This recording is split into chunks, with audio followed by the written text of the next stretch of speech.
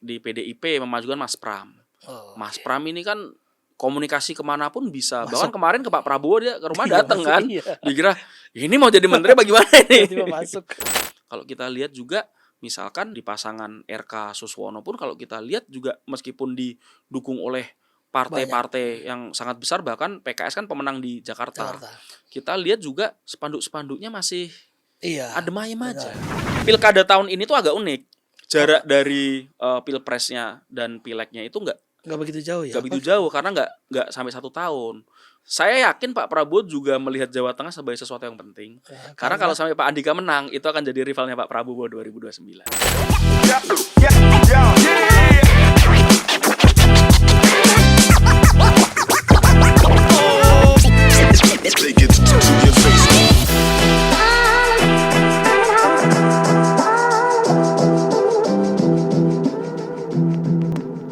Assalamualaikum warahmatullahi wabarakatuh, rekan-rekan pers. Kita ketemu lagi di program DPO dari Pulau Mas. Kali ini kita kedatangan teman ngobrol yang asik. Kita langsung aja panggil Mas Ibnu Dwi Cahyo, Direktur Riset dan Komunikasi Lembaga Survei Kedai Kopi. Selamat datang Mas Ibnu. Selamat datang. Terima kasih udah mampir kantor kita nih ke studio. Kita tos dulu nggak? Tos dulu. Wah nggak nyampe kayaknya. Siap. Terima kasih nih udah diundang nih. Mantap nih Mas Ibnu. Sibuk banget nih Mas Ibnu, orang sibuk. Alumni Taruna Nusantara juga. Jadi aduh, banyak yang di kabinet. Nanti kita ngobrol-ngobrol. Pilkada Jakarta nih. Oke. Kok gak kedengeran ya? Apa sepi-sepi aja atau memang circle tertentu aja yang rame? Gimana Mas? Ini memang unik ya. Pilkada kali ini tidak seheboh 2017, 2016. Memang suasananya sudah berbeda. Beda kalau misalkan kita berandai-andai misalkan Mas Anies itu berhasil maju, wah itu rame sekali pasti, gegap gempita di mana-mana, wah di medsos rame, di medsos saja sepi. Iya, seperti itu. medsos sepi ya. Satu yang bisa saya pahami adalah karena kondisi di elit politik atasnya itu sekarang memang sedang oke. Jadi tidak banyak gesekan. Artinya misalkan ini artinya baik atau enggak nih Mas? Ya kalau buat stabilitas politik dan ekonomi baik. Bagus ya. Gitu. Jadi misalkan di PDIP memajukan Mas Pram. Mas Pram ini kan komunikasi kemanapun bisa. Bahkan kemarin ke Pak Prabowo dia ke rumah datang kan. Dikira ini mau jadi menteri bagaimana ini? Tiba-tiba masuk. Artinya ya oke gitu. Di tataran atas oke. Kalau kita lihat juga misalkan di pasangan RK Suswono pun kalau kita lihat juga meskipun didukung oleh partai-partai yang sangat besar, bahkan PKS kan pemenang di Jakarta. Kita lihat juga spanduk-spanduknya masih adem ayem aja. Saya kan jalan dari Lenteng Agung ke kantor di Tebet, banyakan pramnya. Iya betul. Seperti itu. Artinya ya kayaknya belum turun semua kekuatan. Mungkin masih melihat satu sama lain kayak gitu. Kita lihat juga di medsos peperangan antar buzzernya itu enggak terlalu agresif kayaknya. Enggak terlalu agresif, masih agresifnya Pilkada Banten. Pilkada Banten. Oh iya Pilkada Banten. Itu lebih panas di sana. Kemarin juga ramai tuh Bojonegoro tuh. Oh iya, karena yang debat itu ya. Aduh. Kok ya kepikiran ya Bojonegoro. Aduh. Itu memang boleh ya? Enggak dong. Karena kan memang debatnya wakil bupati nih. Wakil bupati. Ini ngomongin Bojonegoro sebentar nih. Iya. Terus bupati dipanggil suruh jawab. Ya si calon bupatinya ngeyel aja itu. Ya udah diikutin aja lah, ini debatnya sesinya wakil, ya udah biar wakilnya aja. Ini kan pendidikan yang buruk untuk masyarakat ya, memaksakan itu harusnya nggak boleh terjadi. Ya Bawaslu harus turun tuh. Sempat ngeluarin rilis kalau nggak salah dari kedai kopi kan soal Bojonegoro ya. Sebelum debat tapi ya. Ya baiknya ini tidak terjadi di tempat lain ya. Tapi seru sih. Seru. Ya untuk konten-konten di media sosial kita seneng aja. Saya jujur ketawa ngeliatnya. Oh kepikiran kayak gini ya Allah. Kreatif sebenarnya itu. Dari zaman pemilu langsung 2005 ya baru ini. Gitu. Jadi ya lucu juga lah buat pendidikan kita bersama gitu. Tadi ngomong Banten Mas. Banten kenapa nih lebih dinamis apa dibanding lebih Jakarta? Dinamis. Apa lihatnya apa Mas? Kayak kita lihat di media sosial aja serangan antar pasangan calon ini kenceng. Kenceng. Jadi bukan dari misalkan calonnya Andra Soni karena beliau dari Gerindra terus sama PDIP gitu, enggak malah. Tapi lebih ke personal calonnya. Lebih ke personal karena posisinya kemarin kan Teh Airin ya, saya memanggil Teh Airin. Nyerang infrastruktur jalan nih. Kemarin kan beliau hampir gak bisa Maju. Maju. Oke, Jadi ya, ya. dramanya kan lama. Dramanya panjang. Putusan MK belum keluar Belum tuh. keluar. Terancam nggak bisa maju. Setelah Tiba-tiba putusan MK keluar, langsung wah, didukung PDIP lampu dulu. hijau. Lalu selang 2 hari akhirnya Golkar Diambil lagi. ngasih dukungan juga. Ini kan akhirnya mendapatkan expose yang luar biasa. Iya, iya. Dengan image terzolimi segala macam itu akhirnya ya Oke. ini jadi tambah hangat. Dan ternyata Andreasoni Dimyati juga belum menyerah juga, meskipun kan di hasil survei kalau kita lihat terpaut jauh ya, tetapi kita lihat Andreasoni Dimyati masih belum menyerah. Surveinya komposisinya gimana? Klasemen sementara Banten gimana kok survei? Saya belum cek. Aduh, saya nggak berani bilang gitu. Tapi di pemberitaan banyak lah, jauh ya. Jauhnya mana? Yang di atas yang mana? Ya, Teh Airin. Oke. Jauh. Tapi kita lihat Selisih berapa persen? 20% ada? puluhan ya. 20-an. Wah, jauh ini sih. Jauh. Banyak kok di pemberitaan, banyak yang Iya, sudah iya. mengeluarkan Kata podcast lain. kata pemberitaan kalau ini. Jadi kita lihat jauh, tapi kita apresiasi loh Andreasoni Dimyati tidak langsung menyerah ya, dengan logistik yang tanpa batas ya, keluarkan artis-artisnya. Ya, Raffi ngajak Ria Ricis, ngajak Inaya Rusli segala macam. Istrinya Baim juga di situ yang lagi rame itu. Jadi usahanya dimaksimalkan lah. Betul. Dan kita akan lihat nanti apakah bisa mengejar. Kita sih senang-senang aja ngelihat kalau memang ternyata politik populis dengan artis itu ternyata efektif. Ya, kita akan lihat hasilnya. Karena kan ini Airin kan dia punya tabungan sebagai politisi kan agak lama. Panjang. Ya 10 tahun jadi wali kota Tangsel, dan kalau menurut saya cukup berhasil. Berhasil nggak Bapak? Saya sebagai warga Tangsel. Bip ya. Jadi kalau menurut saya cukup oke. Gitu. Cukup oke. Investasi itunya oke lah ya buat dan dia. Beliau nggak cuman itu. Beliau bisa menghadirkan diri sebagai seorang politisi yang santun, yang emak-emak sampai kenal. Itu kan prestasi tersendiri. Itu dan akhirnya sekarang berjalan sampai kalau memang nanti akhirnya terpilih, itu perjuangan yang luar biasa menurut saya. Lihat dari prosesnya dia dari MK ya. Kalau di satu sisi Andreasoni juga kita lihat, kita juga ingin melihat apakah dengan praktek politik yang populis dengan banyak artis segala macam itu akan bisa mendongkrak sejauh mana. Sehingga ini akan jadi pembelajaran bagi kami di lembaga riset, ini juga jadi tambahan data, tambahan ilmu gitu untuk memenangkan untuk memenangkan klien-klien selanjutnya gitu. Karena memang pilkada tahun ini tuh agak unik. Jarak dari pilpresnya dan pileknya itu nggak begitu jauh ya. Nggak begitu jauh karena nggak sampai 1 tahun. Itu cukup melelahkan bagi partai-partai yang logistiknya sudah terkuras. Juga melelahkan bagi para calon. Ditambah aturannya, kalau yang nyalon itu dia lolos di DPR RI, misalnya DPRD, harus mundur. Sehingga banyak kotak kosong. Harus mundur ya? Iya, harus mundur. Jadi banyak kotak kosong. Orang mau maju takut. Orang mau maju, duitnya udah nggak ada. Makanya banyak kotak kosong itu salah satunya itu. Selain juga syarat 20% itu sangat memberatkan. Ya, gitu. Berat ya. Kalau saya usul sih mungkin 2029 ya pilkada 2030 lah. Agak panjang ini. Agak panjang, jarak minimal setahun. Sehingga napas dulu lah ya. Pilkadanya itu nggak ada hubungannya dengan deal-deal di kabinet. Nah, jadi bisa lebih enak tuh. Ini kayaknya nyerempet-nyerempet sih ya. Jadi dealnya itu dari pusat, di daerah dibagi-bagi. Balik lagi ya. Jawa Tengah gimana Mas? Jawa Tengah jujur kita melihat ya kalau ini pertarungan yang cukup seimbang ya antara Pak Lutfi dan Pak Andika. Pak Rembo. Saya yakin Pak Prabowo juga melihat Jawa Tengah sebagai sesuatu yang penting. Karena kalau sampai Pak Andika menang, itu akan jadi rivalnya Pak Prabowo 2029. Oh ya? Iya dong. Ada potensi dong. Potensi berarti. Potensi. Kalau Pak Andika menang, beliau akan menjadi rival Pak Prabowo untuk 2029. Kenapa Pak Andika Mas yang dilihat sebagai rival Pak Prabowo? Kan beliau maju dari PDIP. Jadi di PDIP sekarang misalkan Ganjar udah maju, kalah. Masih ada Mbak Puan. Tapi apakah nanti Mbak Puan popularitasnya akan melebihi Pak Andika? Misalkan kalau Pak Andika itu berhasil menjadi gubernur. Jadi sekarang yang lagi di grooming nih. Lagi di grooming. Jadi ini yang saya yakin Pak Prabowo juga memelihat-lihat, memantau apakah menarik. Ini akan menjadi rival beliau di masa depan seperti itu. Nah, ini oke juga nih. Gitu, karena Pak Andikanya itu juga termasuk yang sangat pinter, jaringan banyak, logistik kuat, ya. Kalau bisa misalkan terpilih sebagai gubernur Jawa Tengah, memoles Jawa Tengah dengan baik ya. Wah, Jawa Tengah lagi ya. Jawa Tengah. Jadi kandang banteng dan Dan kita kan sudah lihat Jokowi meskipun nggak pernah jadi gubernur Gubernur Jateng, tapi Jateng. berasalnya dari Jawa Berasal Tengah, dari dari Jawa Solo. Tengah, dari Solo. Kemarin Ganjar maju juga dengan modalitas sebagai gubernur Jawa Tengah. Artinya kalau Andika terpilih ya beliau pasti punya kesempatan untuk maju Pilpres 2029. Masuk ke nasional. Gitu. Masuk bareng itu. Masuk barang itu.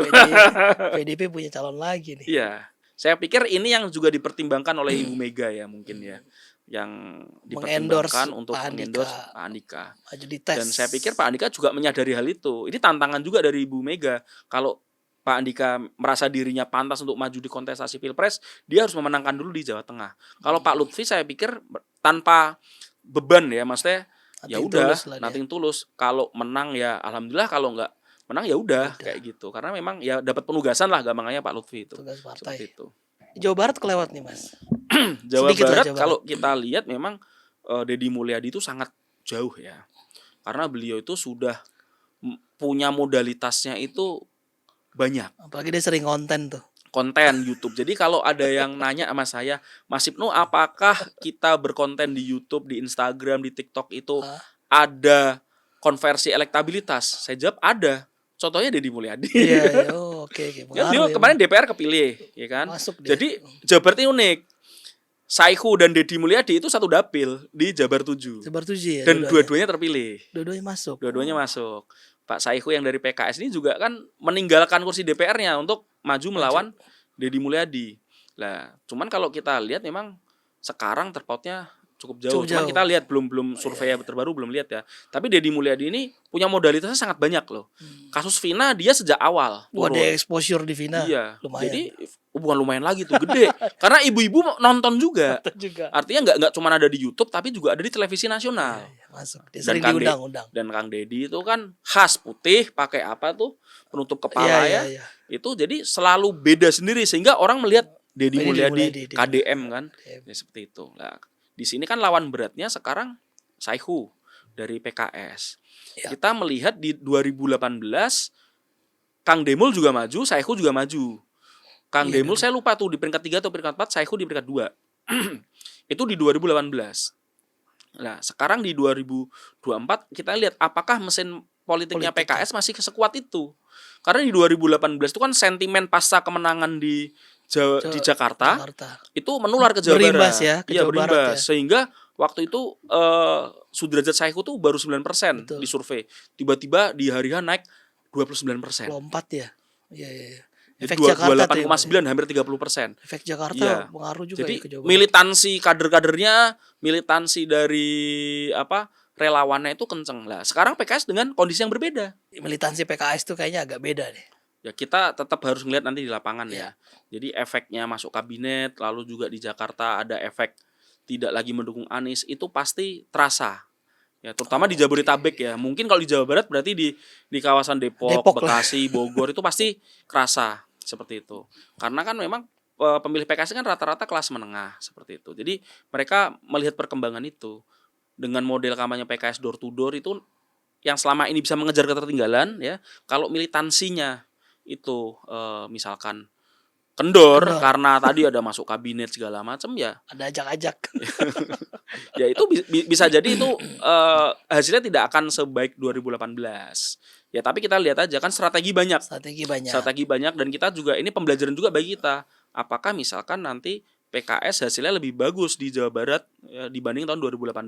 Kita akan lihat calonnya ada 4 ya. Jadi saya pikir dua calon yang lain ini kalau kita lihat kurang lah di jalan-jalan kita lihat juga kurang ya. Yang bertarung itu ya Deddy Mulyadi sama Ahmad Saihu. Jawa Barat, Banten, Jakarta. Mas, aku mau tanya ini terakhir kita mungkin sesi terakhir lah ya. Tadi kan disebut dari Taruna Nusantara nih Mas, sedikit. Kalau Mayor Teddy dari Tarus juga? Tarus. Jadi angkatan berapa, Mas? Saya angkatan 14, Teddy angkatan 15. Wah, adik kelas dong ya. Jadi saya masuk Tarus 2003, lulus 2006, Teddy masuk 2004, lulus 2007. Gitu. Dan dia langsung masuk Akmil. Kalau saya masuk Akmil gagal saya. Makanya ini perutnya kayak gini nih.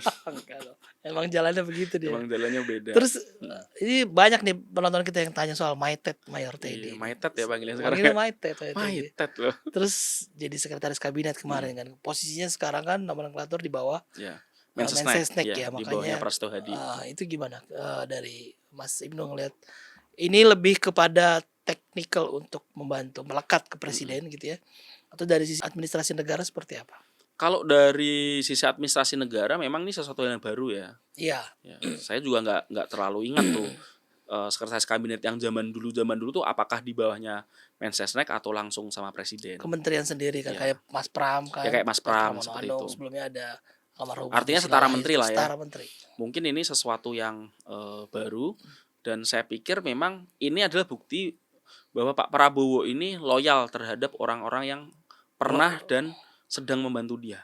Orang-orang yang loyal juga. Yang kepada loyal kayak gitu. Artinya ya kita lihat seperti Pak Fadlizon misalkan 5 tahun terakhir ini kan nggak kedengeran. dia. Iya, tapi masih masuk. Mungkin karena sering mengkritik Pak Jokowi ya. Jadi udah kamu diem dulu deh, kamu diem dulu.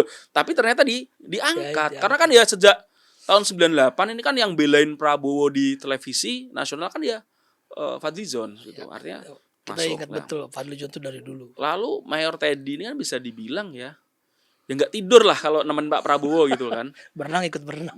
Berenang ya kemana-mana kan, bahkan ke luar negeri ya, selain saya manggilnya Bang Sugiono yang selalu diajak ke luar negeri, Teddy kan juga selalu melekat.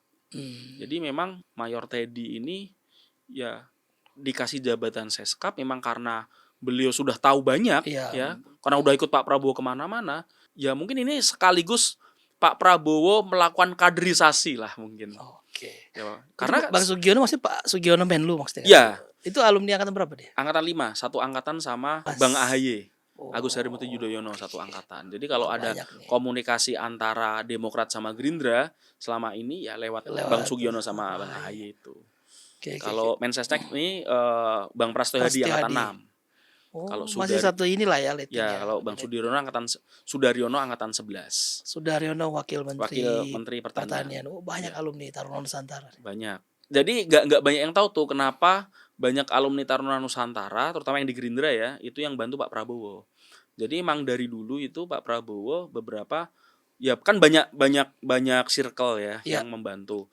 Ada yang dari aktivis, ada yang dari militer. Lah salah satunya yang dulu awal-awal diambil Pak Prabowo itu beberapa lulusan Taruna Nusantara. Nah, itu makanya kayak Sudaryono ya, Bang Sudaryono itu menjadi aspernya sejak lama kan. Udah lama ya. Udah lama sekali. Termasuk Bang Sugiono, Bang Prasetyo Hadi itu mendampingi sejak lama, bahkan sebelum ada Gerindra. Wah, Jadi sebelum panjang 2008 beliau udah loyalitasnya udah nggak ya, diragukan kalau lagi. Mayor Teddy ini kan dulu menjadi ajudannya Pak Jokowi. Iya, Nah, betul. lalu betul. saat Pak Prabowo jadi Menhan Masuk dia. diminta untuk mendampingi Pak Prabowo dan kayaknya cocok ya. Akhirnya nggak pernah ganti kan. Iya, banyak lama. Akhirnya ya udah lanjut aja sekalian gitu. Jadi nanti Pak Prabowo kemana-mana sebagai presiden, Mayor Teddy akan tetap menemani. Dulu waktu di sekolah kayak apa tuh? Mayor tadi. Saya ya ngomong pernah tapi saya nggak deket ya. Oh, Tetapi termasuk Mayor Teddy ini bukan siswa yang neko-neko. Saya lupa dulu tuh beliau waktu di SMA itu kalau nggak berarti belum idola di sekolah, belum idola atau gimana? Di Tarnus kayak apa sih kehidupan itu? di Tarnus ya seperti sekolah pada umumnya ya yang boarding school ya. Oh, iya, bener. Jadi ya keras-keras dikit ada lah. Kerasnya banyak lah di Tarnus tiap hari makanan sehari-hari. Ya, jadi ya kalau Mayor Teddy dulu di sekolah termasuk yang pejabat ya kalau di Tarnus itu. Aktif di organisasi Nah, berarti. saya lupa di OSIS, ada kalau OSISnya nggak ya? di Tonpara di PKS dia. Tonpara tuh apa? Patrol Tonpara itu Panjangan dari saya lupa ya. itu Udah semacam apa tuh? Semacam OSIS. semacam kayak yang baris berbaris. Tonpara tuh Oke, peleton baris upacara kalau tidak Oke, salah Tonpara baris- itu. Pas Gibra lah ya. Ya semacam itulah. Oke. Kalau ada Pataka itu yang membawa bendera pusaka, lalu kalau PKS itu patroli keamanan sekolah ya. Wah. Saya lupa tuh Teddy itu Menwa nih, Tonpara PKS atau nih. PKS-nya, saya agak lupa. Tapi beliau bukan rumput. Nah, rumput itu nggak punya jabatan. Istilahnya rumput, ya. Rumput istilahnya. Jadi cuma rumput. sekolah aja. Ya sekolah aja sama jajan lah. Gitu. Jadi Oke. ya beliau nggak pernah ada masalah. Jadi kita apalah. Ya, saya kelas 3, dia kelas 2. Jadi Dia kita kelas apal, oh ini anak yang baik-baik. Oh. Nggak pernah nantangin senior, nggak pernah macem-macem. Oh, ada ya yang suka nantangin senior. Banyak. Ya ada lah. Ya di mana-mana ada kayak gitu kan. Ya kan Kalau beda kalau di kali. kami ada istilah escape gitu di Apa Taruna itu? Nusantara. Karena kami boarding school ya. Sebelahnya itu tanahnya Akmil gitu. Karena kadang ya ada yang nakal-nakal gitu Kabur. pengen keluar beli nasi Padang. Waduh. Jadi di Magelang itu ada nasi Padang Minang Sari. Jadi kami kalau keluar itu belinya nasi Padang Minangsari itu.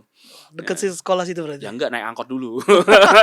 Yang lain nggak enak soalnya. Itu yang ya udah paten enak Ya, lah. terkenal di Ya Minangsari. gitu. Ini. Jadi bahkan sebenarnya kami kalau keluar dari lingkungan sekolah itu masuk nggak boleh bawa Minangsari itu. Ya tapi namanya anak-anak ya.